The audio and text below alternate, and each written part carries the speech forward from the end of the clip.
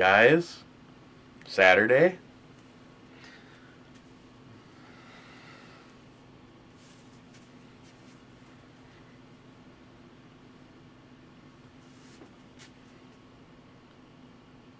I don't know where that came from.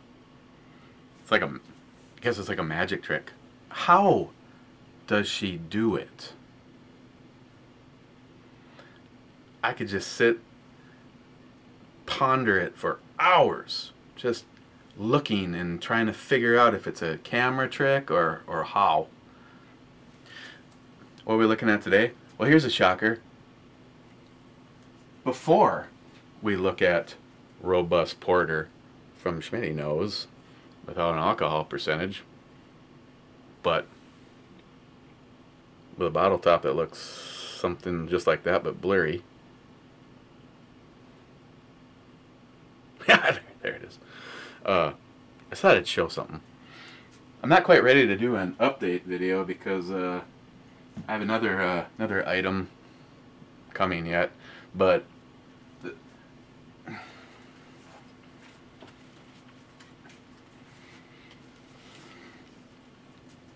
yeah, it's the pistol again. Well, for starters, I know what I said. I was going to get out and shoot it before I passed judgment on the magwell / funnel that Stephen Bush turned me on to. But you know, I can't get my head around the fact that it just looks gigantic on the gun. Well, technically speaking, it makes the gun 120% bigger because that's what they say it makes the magwell opening, right? So what I did is I actually put the ergo grip off of my AR, and I'm okay with that because the ergo grip covers up the serial number, and well, you guys that know, why not? Let's just do this. I mean, Chuck doesn't mind.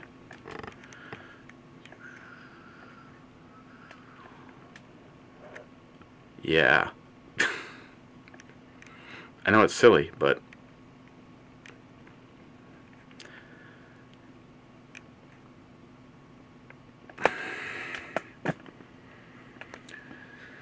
I just kind of wanted to leave it so you could see the serial number. So I took the ergo grip off and put it over here on the pistol. But that's not what I'm talking about. Okay, I'll give a moment for anybody else that can catch it.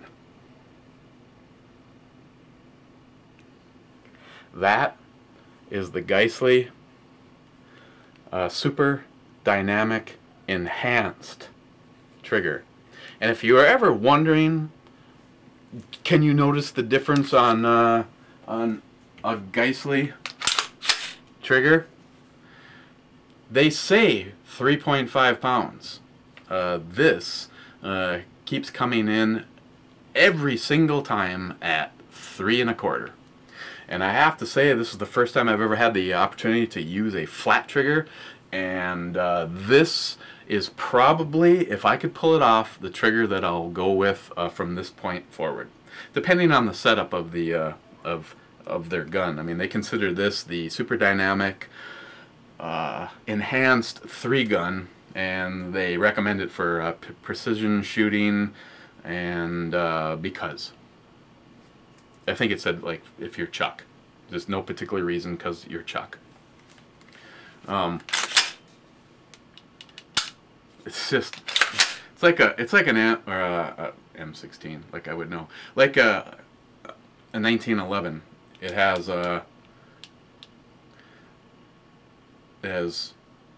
2 pounds to get you up to the wall, and then just a flinch, and it goes off. So, have not had a chance to shoot it. As a matter of fact, I just got done putting it in. Yeah, I said putting it in. And I want to say a big thank you to my good friend Paul. Mr. AK, to me, it'll always be AK, Mr. Swift and Deadly. I I think he might have been out in the sun too long or something. I told him I didn't know what to say other than thank you, and they're unbelievable. They feel so, it's like glass.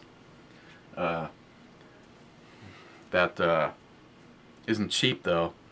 That is, I think that trigger is 250 bucks. But if you want to put the money, like me right now, and Chuck is probably going to be helping me with this, which I really appreciate. I really want to build an AR-10. I just like the platform, but the bigger caliber, and try to get some, longer range shooting. Not competition, just because I like to challenge myself. And I don't plan on having it dripping with shit. I want the money to be in the stuff that really matters, the upper, and I would like a 20-inch. I prefer a 20-inch bull barrel, a good bolt carrier, a phenomenal trigger, and I think I now have found the one I want to do, and then optics, and the Nikon M308 is a possibility, and I'd probably, for about the same money, I'm probably going to go with the Vortex, the Viper series. So, okay.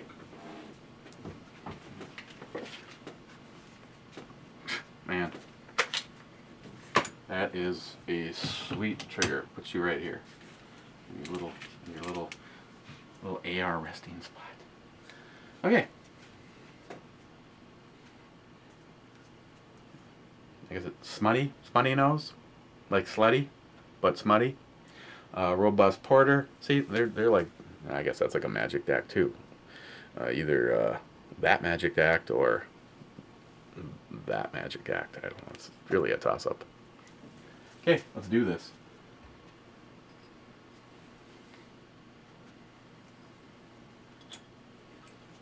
Right now,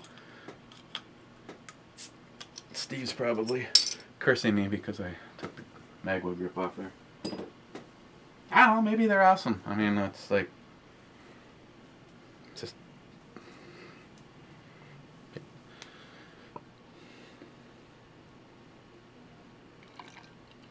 ooh, it's got the pour going, like, of thickness. Dark, definitely dark.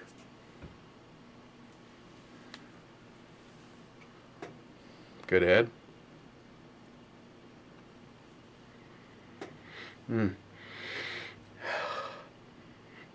Like a typical porter. Well, a good typical porter.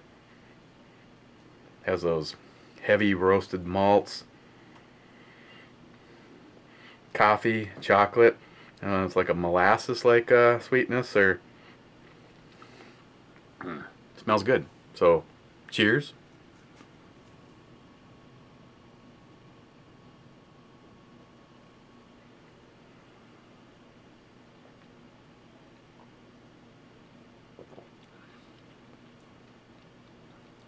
Mmm. Mmm. Mmm.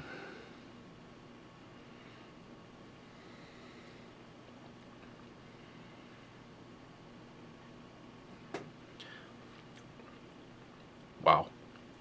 I mean, it's okay. It's my poker face. Oh.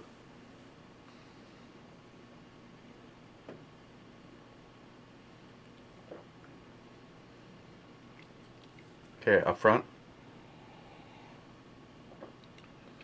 Actually has a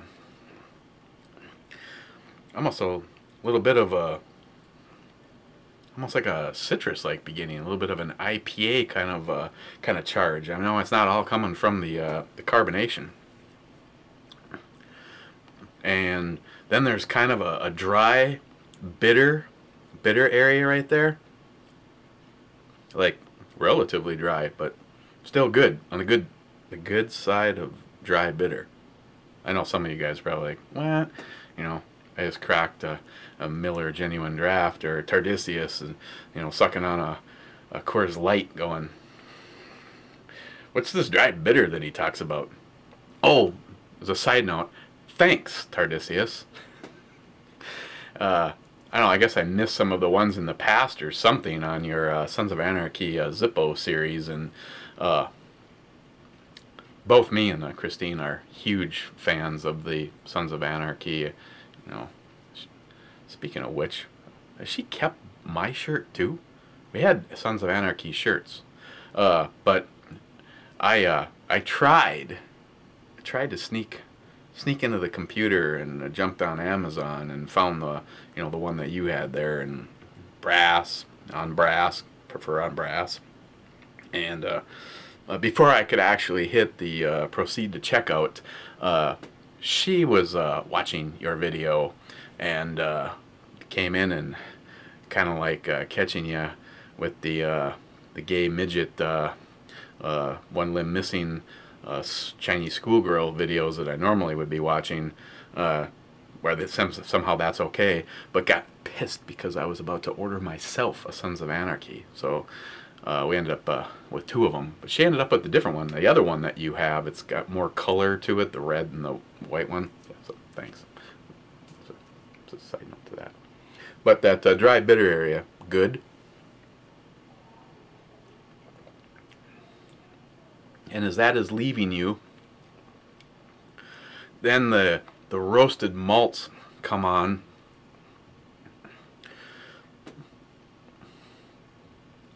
There's like the roasted malts, and you're kind of hanging with them going, okay, well, that's pretty good. Then all of a sudden, you really get a surge of dark chocolate, milk chocolate, and a little bit of coffee. It kind of looks like it's going to be, look at all that beautifulness, kind of looks like it's going to be kind of on a heavy mouthfeel with the way the pour was, but it's kind of almost a light heavy or a medium light, depending on what side of the glass is half full or empty thing that you're on.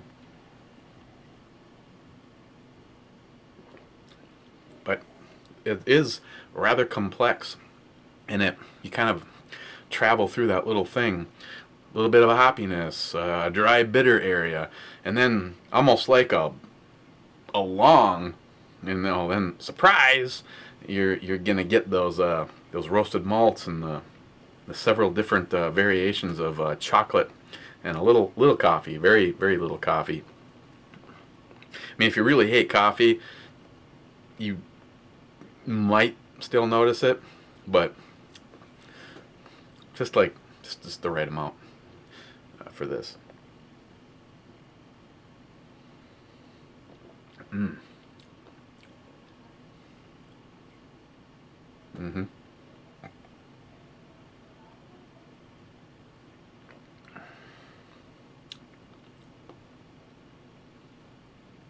Too soon? This is good. Alcohol. I'm not getting much. I know with it being a robust porter, it's gonna be I'd say it's got to be north of 6%, but I think it's falling in somewhere in that. I know I would be shocked, I guess, to see a 7, 6 to 6.5, somewhere in there would be just kind of a guess. Watch, be way frickin' wrong, and be like, I know it can't be up there. I know it's not going to be like an 8, 9, or a 10. It's just I'm not getting that warming. I'm not getting that any of the burn. Still not one you're going to want to chug-a-lug though, because you want to sit and enjoy all those flavors. I think this would be. Normally I don't give a flying shit, but maybe it's just because I'd really like one right now. I think this would pair nicely with a nice thick ass barbecued ribeye or T-bone or porterhouse, just dripping with flavor. And then one of these. Maybe a nice baked potato, mashed potato. You might think I'm nuts, because there's so many things that I used to despise as a child. I'd rather take it on the ass with a wooden spoon for not finishing my plate than eat. But lately, there's so many of these. Well, there's still some weird shit in there that you're not going to get me to put on a spoon. A lima bean, screw you. Brussels sprouts, not going to happen.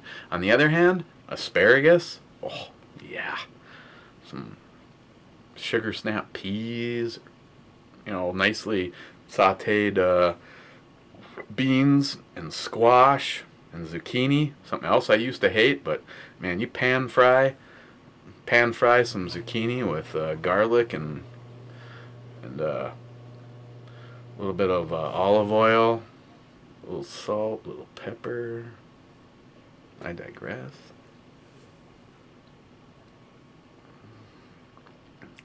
Oh, and Ed probably talked to you before you actually see this, but last night he had some questions for me and was right in the middle of watching a little TV with Christine, and I said I'll probably be on video chat a little later, but had to get up fairly early this morning, and after 3 or 4 beers and then the brown sugar substitute from Lagunitas. It just didn't work out, Ed. That whole get up and move to the bedroom and stop sleeping on the couch kind of thing. Thankfully, I had the common sense to hours earlier remove the contacts, because if you wear soft contacts, nothing quite says fun in taking them out like falling asleep with them in your eyes. You'd think the fact that your eyes are shut, and there's gotta be more moisture like that than having your eyes open? No, evidently not. Yeah, John Solar. This was really good. So, having said that, on the E scale, I give it a 1. I'm just kidding. Just shitting with you. This is a 10, man. This is outstanding. God, so much delayed flavor in there. I don't know what the secret ingredient is for delay. I know when you're writing computer programs, you can put program in a delay, but how you get your ingredients in a beer to play along, that is the magic trick. And Smuttynose Brewery has pulled it off with their robust porter. What should we look at next? Well, more than one person has told me that I will probably be pleasantly surprised, Stephen being one of them, by Shiner's Wild Hair Pale Ale. So, let's take a look at this.